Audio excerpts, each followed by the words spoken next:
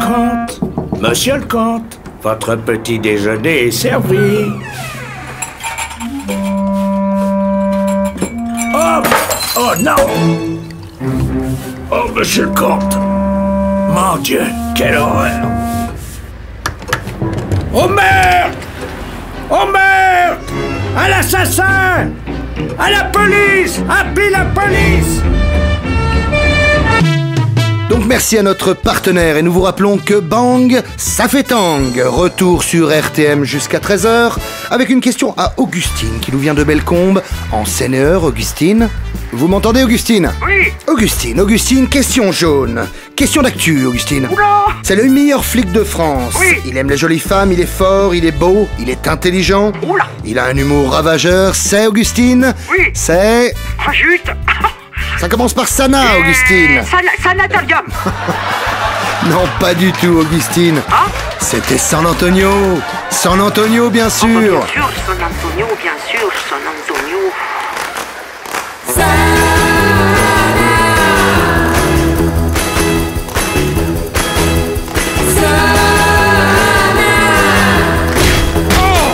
Police.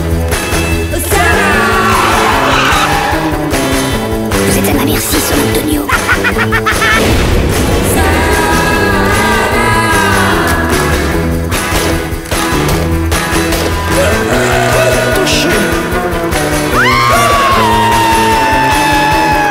Commissaire Santoni. Avec Jean-Yves Lafesse. Non, franchement, maman, j'ai rien a priori contre le veau. Faut bien que les vaches aient des mômes. C'est dans la nature des choses. Ça m'en reconnaît. Du veau à tous leurs repas depuis 15 jours, ça peut très bien devenir une sorte de calamité, non? Tu t'ennuies, n'est-ce pas, mon grand? Bah, pas toi. Avec toi, je m'ennuie jamais. Maman. Félicie. Ma brave femme de mère. On est en vacances, maman et moi, dans un patin, Saint-Urlu-le-Haut. Le coin nous a été recommandé par un cousin d'un voisin d'à côté qui se trouve être le beau-frère de l'hôtelier. Il nous a vanté la bonne tenue de l'établissement, la beauté du site, le calme du pays. Bref, comme le gars Bibi avait besoin de repos, on s'est laissé opérer. Et voilà comment, depuis 15 jours, on bouffe du fils de vache, matin, midi et soir. À côté tranquillité, y a pas à se plaindre. À part l'adjudant de gendarmerie en retraite qui ronfle dans la chambre voisine, on n'entend pas un bruit. Par moments, j'ai même l'impression de mijoter dans une maison de repos au mur capitonné. Tu sais ce qu'on devrait faire, maman? La dernière semaine, on va la passer sur la côte. On fait les valises et demain tu te réveilles devant la Méditerranée. Qu'est-ce t'en dis, chérie? Comme tu voudras, mon grand. Ouais, je sais bien qu'elle préfère rester ici, ça la botte, l'ambiance de l'hôtel du vieux donjon. Elle est avec des gens de son âge, elle joue au rami. En même temps, je me dis que du moment qu'elle me quitte pas, son bonheur reste intact. Bon alors, on s'en va, maman? On s'en va. Mais que va dire Madame Rigaudin? La taulière? Bah, je vais lui raconter que j'ai reçu un coup de tube de Paris, t'inquiète. Va préparer les valoches, moi je vais régler la note. Apaisée, maman grimpe dans nos chambres. Moi, je décide d'attaquer la patronne. C'est une dame plutôt forte dont la poitrine ressemble à 2 citrouilles dans un sac. Elle les étale sur sa caisse, ou bien se les coltine en se cabrant pour pas se laisser entraîner par le poids. Quand je m'annonce, elle est en train de faire une addition longue comme un rouleau de PQ, les gars. Son maître que de mari, debout à ses côtés, surveille. Attention, Loulou, t'as oublié ta retenue. Attends. Je me garde bien de les troubler en cet instant décisif. Je m'installe dans un coin de la salle à briefer. La servante est occupée à fourbir un objet d'art en plâtre qui représente un gros chien-loup à la langue pendante. C'est la décoration number 1 de la desserte. La servante est encore plus tartignole que l'objet d'art. C'est une rouquine, blême, vioque, plate et bornée. Franchement là, les gars, je suis pas gâté. Ça fait 15 jours que votre petit camarade se met la tringle. 2 semaines, les filles. Dans l'état où je suis, faudrait pas me donner un troupeau de chèvres. Regardez, bordel. L'heure du berger, ça pourrait très bien devenir la mienne. La servante se baisse pour ramasser une épingle. Triste spectacle. Sa pauvre croupe anguleuse me laisse indifférent. Mais mon imagination débordante en recrée d'autres, vous me connaissez. Plus rebondie, plus appétissante, plus fascinante. À quoi pensez-vous, amigo? Je me retourne et découvre l'adjudant en retraite. Il est chauve, rubicon, avec des moustaches de chat et un nez en bec de canard. Pour couronner le tableau, ses sourcils ressemblent à une visière. Je fais de la délectation morose. Tiens non, moi c'est la vésicule. Ah, on a tous quelque chose. Toujours rien à propos de l'assassinat du candidat député de Bellecombe-sur-Moïse? M'étonne pas de la part de ces salopards de policiers modernes. De mon temps, une affaire de ce genre était élucidée dans la journée, j'aime autant vous le dire. Ah ouais? Bah voyons, ce candidat avait des ennemis, non? C'est facile de les démasquer. Un bon interrogatoire, rondement mené, et je vous livre le coupable en moins de 2 mois. Ah, vous savez, les ennemis d'un homme politique ne sont pas des ennemis ordinaires. Qu'est-ce à dire? Ils connaissent pas forcément leurs victimes. Ils agissent souvent par conviction, pas par ressentiment personnel. Quel charabia! Notez bien qu'il s'agit d'un candidat d'extrême gauche, c'est pas une grosse perte. Normal que la police laisse flotter les rubans, enfin je me comprends. Abasourdi, je le regarde sortir et je cramponne le baveux. C'est une feuille de la région, la pensée bellecombaise, car Bellecombe-sur-Moïse, sous-préfecture de la Seine-et-Eure, personne ne l'ignore, j'imagine, n'est qu'à 4 km de Saint-Urluru. À Bellecombe donc se déroulent des élections partielles. La semaine passée, le candidat communiste a été abattu à son domicile de 3 coups de revolver tirés à bout portant. Apparemment, crime politique. La Rousse s'est occupée de l'affaire avec précaution. Et jusqu'ici, sans résultat. Je comprends les collègues, hein. Les terrains minés, on n'aime pas tellement y foutre les pieds. Je repose mon canard et je m'approche du couple d'hôtelier au moment où la dame annonce le résultat de ses additions. 6543 €. Bravo, Louloute. Ça, c'est un beau chiffre, ça. Attends, je recommence, je me suis trompée. Vous voulez quelque chose? Ah oui, la mienne. Très bien, monsieur le commissaire. Je m'apprête à régler à neuf lorsque le facteur entre en trombe dans l'établissement. C'est un facteur comme on ne fait plus depuis Jacques Tati. Il est grand, avec un nez de vigneron en fin de carrière. Vous savez la nouvelle? Non? On en a encore tué un. Ah, quoi? Un candidat député, parti. Pardon? Attendez, là. Vous voulez dire que le nouveau candidat communiste a lui aussi été abattu? Pas le communiste, cette fois, c'est le PPR. Merde. Et comment c'est arrivé? Oh ben, ça s'est passé comme pour Marasme. Marasme? C'est qui Marasme? Le gars, le zig de la Révolution française d'une dénommée Charlotte a saigné dans son bec. Ouais, je vois. Vous voulez parler de Marat? Peut-être qu'à Paris, on l'appelle comme ça, mais nous, dans nos écoles à nous, on l'appelle marasme. Bon, donc le candidat a été poignardé dans son bain, c'est ça? Dame, oui, dame. Sa dame l'a trouvé en baignoire. On l'a éteigné la cariatide avec un rasoir à manche. Et ça serait pas un suicide par hasard? C'est extraordinaire. D'après les premières constatations de la police, paraîtrait que non. Reprends un petit coup, facteur. C'est le donjon qui régale. Ça y est? Tu as prévenu mon grand? Y a Maldonnement, on part plus. Ah bon? Mais pourquoi? Bah figure-toi qu'on vient de trucider un nouveau candidat à Bellecombe. Ça devient passionnant. J'ai l'impression que les vacances commencent. Bon, je vais faire un tour chez les poulets de Bellecombe, moi. Si par hasard j'étais en retard pour le dîner, tu t'embêtes pas, tu manges ton veau sans moi. Amuse-toi bien, mon grand.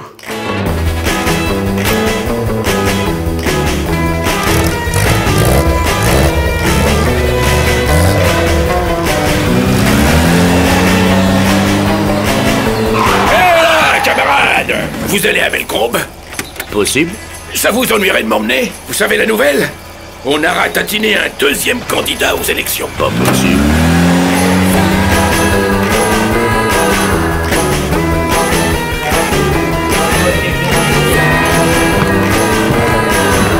Charimarie là-dedans!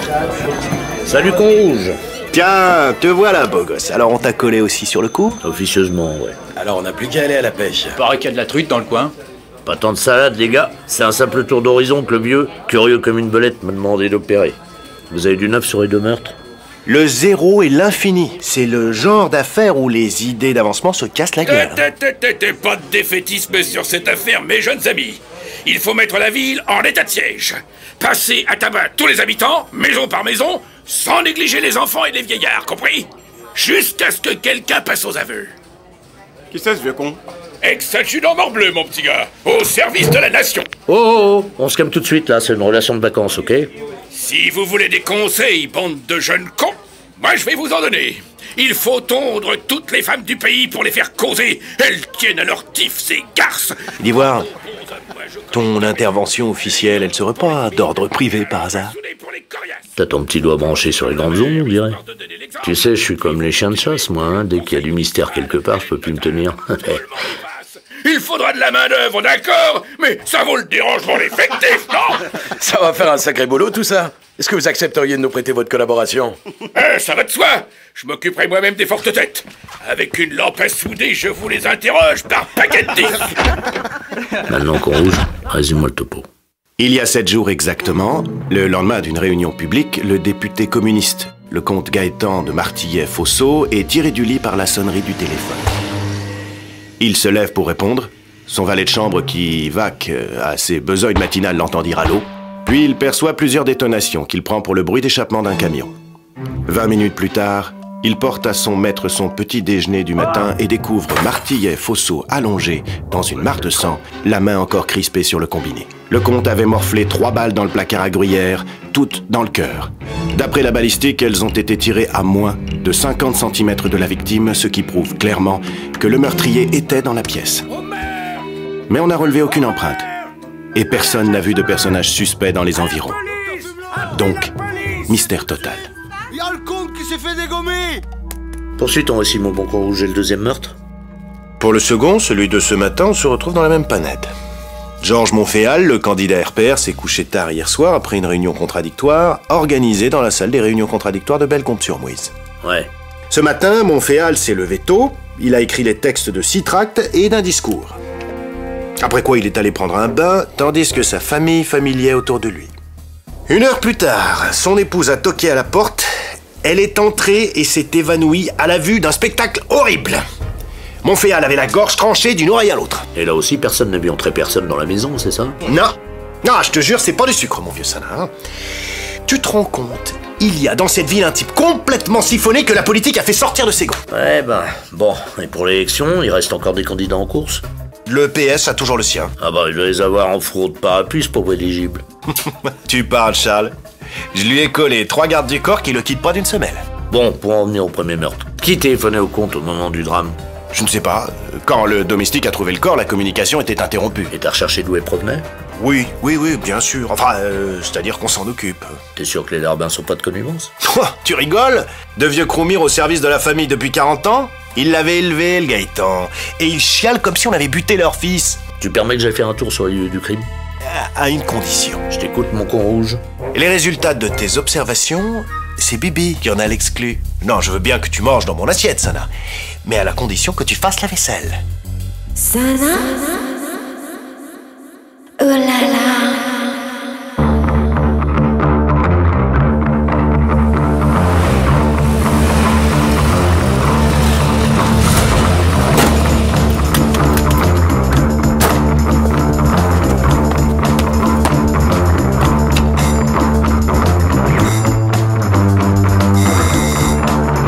Le comte Gaëtan de Martillet-Fossaux, ex-candidat communiste de Bellecombe-sur-Mouise, crêchait dans un hôtel particulier du XVIIIe siècle. Monsieur Désir? Un vieil homme mauvre avec une frime grise, ridé et ravagé par le chagrin. Police. Il ressemble à un brochet sans dents que j'ai bien connu dans le temps. Ouais, il a la même tête verdâtre, les mêmes yeux lustrés et les mêmes narines évidées. Conduisez-moi sur le lieu du crime. Ça sent un peu le pipi, non? On dirait du pipi de chat. C'est où? Bah, c'est pas moi. Intéressant de ces croûtes. Des portraits de famille? Ce gentilhomme, avec la fraise, c'est l'arrière-arrière-grand-père de Monsieur le Comte. Celui-ci, avec un jabot, c'est son arrière-grand-père, qui fut un ami de Montgolfier, et qui inventa le tire-bouchon à pas inversé. Ah, dites donc. Et ce monsieur à barbiche? Mais monsieur, c'est Lénine! Ah ouais, me semblait bien l'avoir vu quelque part, celui-là. Bon, expliquez-moi comment les choses se sont passées exactement. Allez. Exactement, c'est facile. Le jour du crime...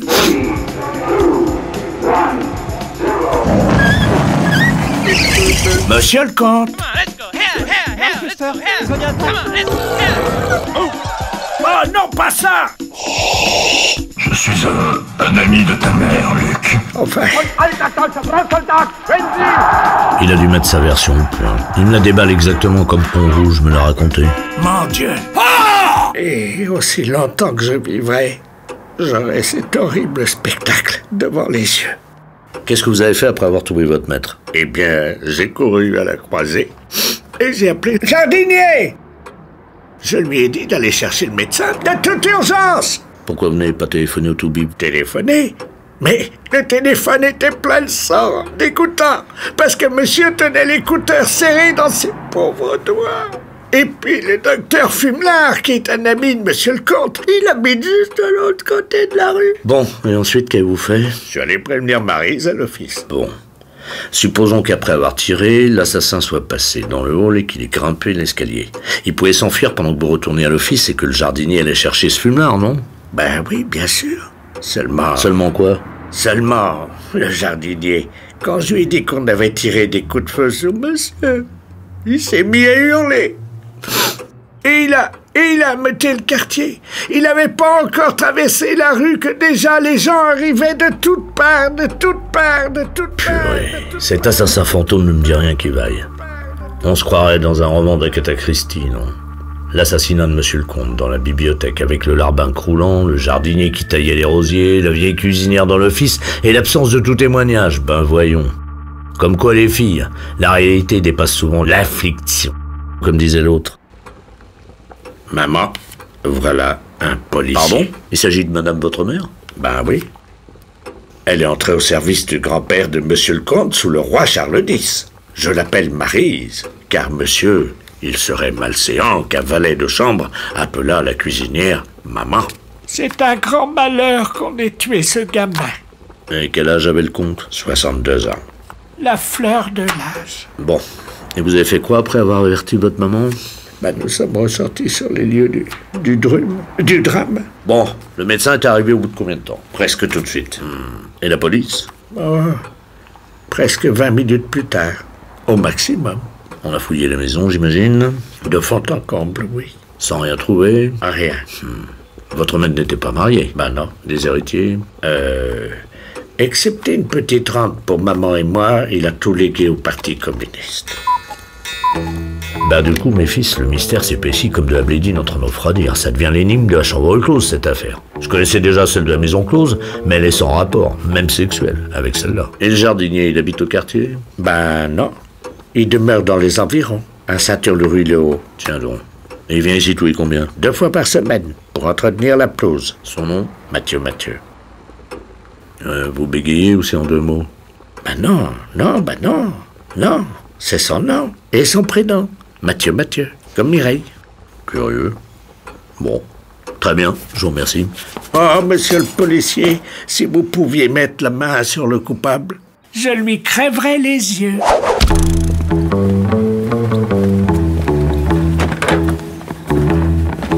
Ah, monsieur le commissaire, je dois absolument vous avertir que votre mère est montée se préparer et que le dîner est imminent. Vous pouvez déjà vous installer si vous le voulez bien. Ouais, pourquoi pas. Je peux très bien casser une graine avant d'aller rendre visite à Mathieu. Qu'est-ce que vous en pensez, madame Rigaudin? Très bien. Je vous déballe une serviette en papier alors. Somptueux, vous êtes délicate. Dis donc, percepteur de mes choses. Faudrait voir à pas camoufler votre set de cœur, là, ou autrement, sinon je vais vous faire bouffer les 32 grammes sans les assaisonner. Mais, mon bon ami, vous faites erreur. Me faites pas marrer, j'ai les lèvres gercées. Je me lève, plongé dans un état d'hypnose. Cette voix, ce bel organe noble et grasseillant, il n'en existe qu'un seul au monde. Il appartient à l'illustrissime Bérurier. Sur la terrasse, je découvre en effet mon compère. Il joue à la belote en manche de chemise, une somptueuse chemise bleu lavande. Il porte des bretelles larges comme un essuie-main, avec un motif qui représente une tête de cheval sur fond de haricots rouges. Le must. Ah bah te voilà enfin. J'ai arrivé ici juste après que tu sois parti. Je t'aurais bien cavalé aux proses, mais la route m'avait fatigué. Et puis, dis donc, il y a des drôles d'arnaqueurs dans ton donjon. Il a l'air de rien, le binoclard. Mais il t'escamote une carte que même un prestigieux tenteur saurait pas faire autant. Vous n'êtes qu'un goujat. Je ne permettrai pas. Et ta sœur, elle fait des ménages ou elle joue au cerceau? Oh merde! Putain, il me fait mal au sein, je préfère encore jouer au domino avec un curé. Je suis content de te revoir, Sana. T'as maté un peu mes lance-pierres.